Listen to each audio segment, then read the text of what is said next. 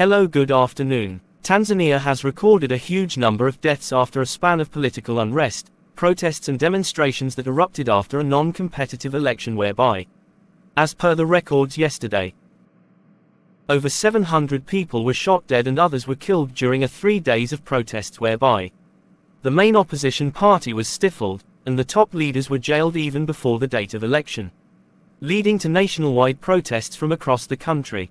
According to the official opposition in Tanzania, John Kitoka, who is a spokesperson for the Chadema opposition party, reported to the Agence France Presse that over 700 people including protesters and bystanders had been shot dead since the protests begun on Wednesday. According to the reports from Amnesty International, only 100 deaths have been reported from credible sources from across the country during the protests.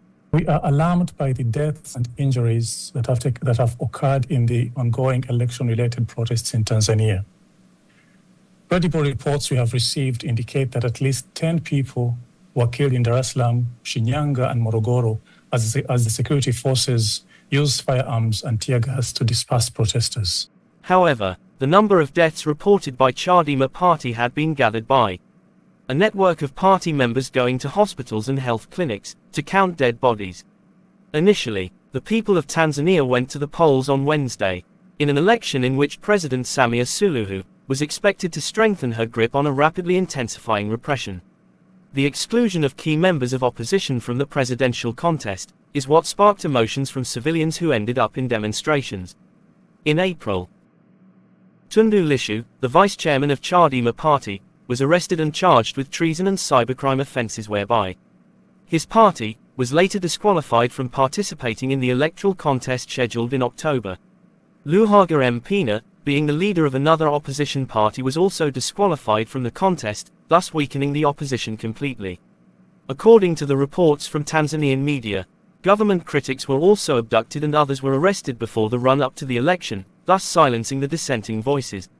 However, huge crowds of protesters have been marching along the streets of major cities in Tanzania, attacking police stations and deliberately looting shops and actually destroying property that are related to the current ruling party of Samia Suluhu.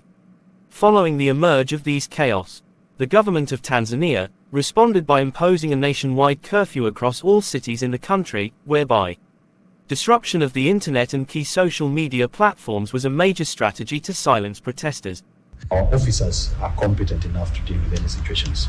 If there will be any inconveniences in terms of movement of cargo and people, I believe that the officers at our points of entry and exit must be able to advise those who are moving in a manner that then we don't endanger anyone.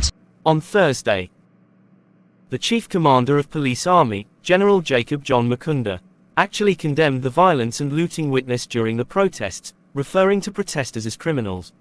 Thank you and keep on subscribing.